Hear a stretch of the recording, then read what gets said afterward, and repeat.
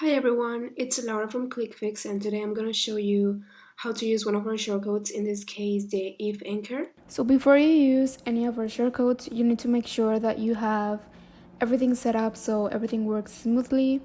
So I'm here in the ClickFix website, app.clickfix.io, and once you log in into your account, you are going to go to Start Here.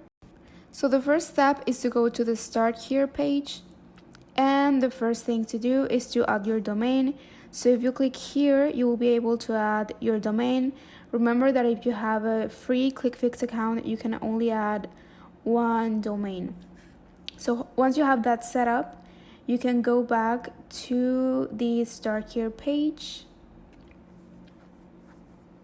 And the next step is to install the Chrome plugin.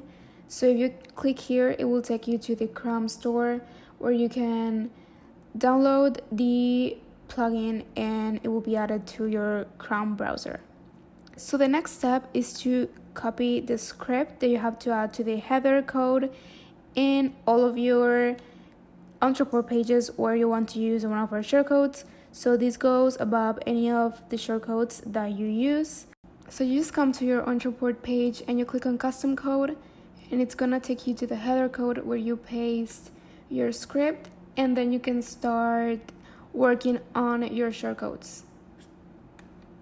And those are the 3 steps that you need to follow in order to use our shortcodes.